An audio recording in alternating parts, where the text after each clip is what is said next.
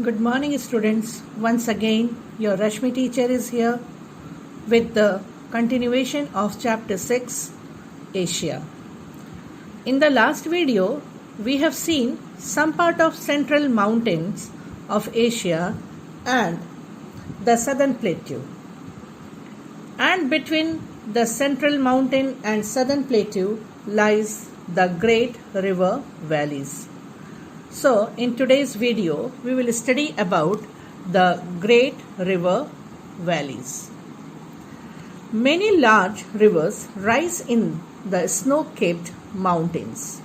Children, snow-capped mountains are those mountains which are covered by snow throughout the year. Their peaks are covered with snow throughout the year.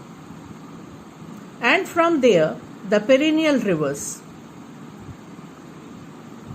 Perennial rivers means the rivers which flow throughout the year. They never dry up. So, many large rivers are originating from the snow-covered mountains and plateaus of the central highlands of Asia. These rivers have brought down and deposited huge amounts of alluvium, giving rise to extensive fertile plains. So children, here alluvium. Alluvium are the best variety of soil, which are very rich in humus, and this is the best suited soil for irrigation, and it is always brought down by the rivers and it is deposited at the basins of the river. So the rivers are making extensive fertile plains. The great river valleys are located between the central highland and the southern plateau. The Tigris-Euphrates valley is situated in Iraq. So this river valley, Tigris and Euphrates, these are two important rivers of Iraq. It is also known as Mesopotamian lowland. Children, in your history, you have studied about the Mesopotamian civilization. So this lowland is called as Mesopotamian lowland. The Indus Valley is formed by Indus and its 5 tributaries: Chenab, Jhelum, Ravi, Beas, Satluj. So these are the 5 tributaries of river Indus, and these rivers are flowing through Indian state, that is Punjab. So as 5 rivers are flowing through this state, that is why the name is kept Punjab. The major part of this river valley lies in Pakistan, while a small part lies in India. So the river Indus is the lifeline of Pakistan. But in India, its a small part is present and major part is found in Pakistan. Now next, let us move to Ganga Brahmaputra Valley. Occupies large areas in India and Bangladesh. This plain has been formed by the Ganga and Brahmaputra rivers and their numerous tributaries.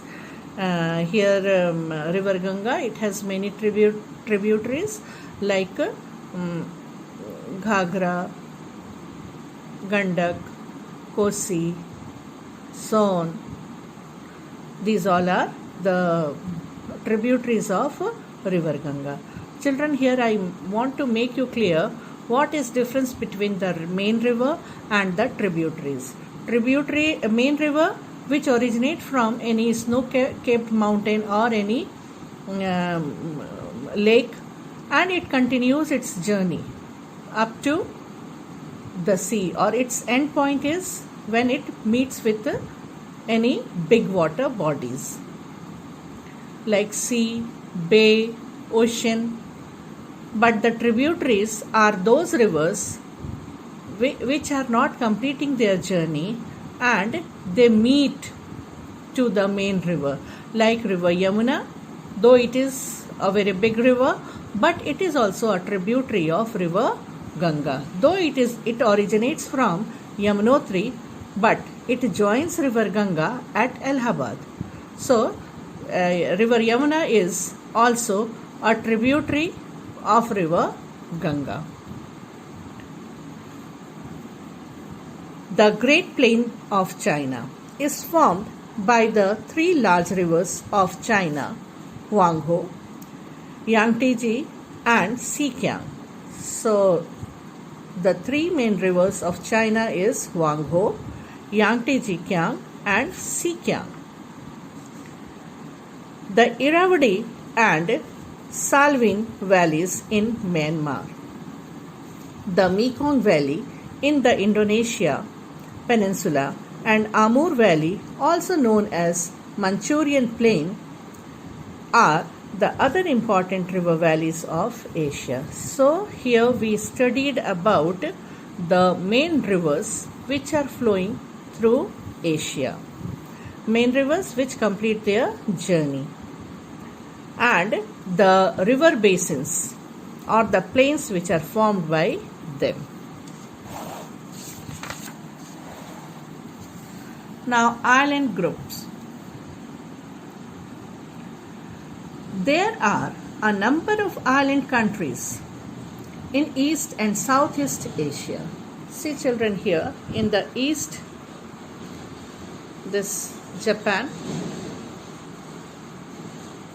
Then here these all are the group of islands which are known as archipelago. There are a number of island countries in East and Southeast Asia. Bahrain is in the Persian Gulf. Sri Lanka is in Indian Ocean.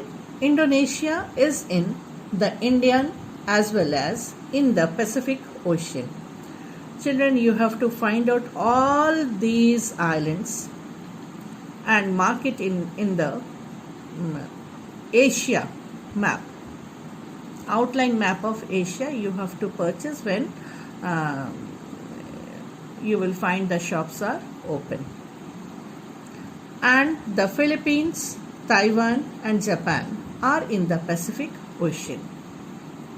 So, some of the islands are situated in India, Indian Oceans, and Indonesia, half it is present in Indian Ocean and half in the Pacific Ocean. And some of the islands are situated completely in the Pacific Ocean.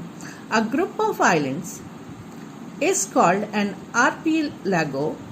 The Indonesian archipelago means it is group of island. Like Japan, it comprises of 4 islands. So that is also archipelago. Another example of archipelago is the islands of India, Lakshadweep and Andaman Nicobar. They are also group of islands. The Indonesian archipelago is the largest in the world. It includes Borneo, Sumatra, Java, Sulawesi, Bali, Timor, and a number of smaller islands. The Lakshadweep Island is in the Arabian Sea and Andaman and Nicobar in the Bay of Bengal belong to India. The Kuril Island in the Pacific Ocean are administered by Russia. Most of the islands have been formed because of submergence of fold and volcanic mountain. Some of these islands have active volcanoes. So in Indonesia you will find active volcano. Now let us move to climate. Being a land of extremes, Asia experiences a wide variety of climatic conditions. Children, as you know, Asia is the biggest continent. So Here almost all the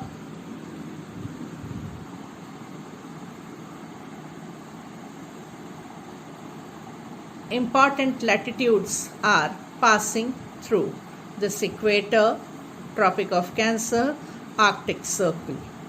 So here we find variety of climate.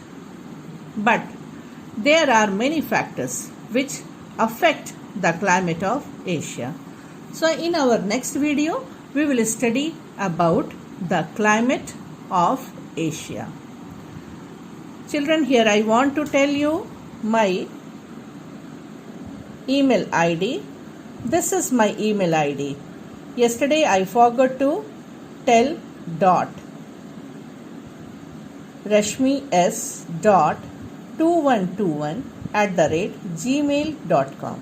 This is my email ID, and you need to write all the question answers in your notebook, and you have to send it on this email ID to me. Thank you, children, and have a nice day.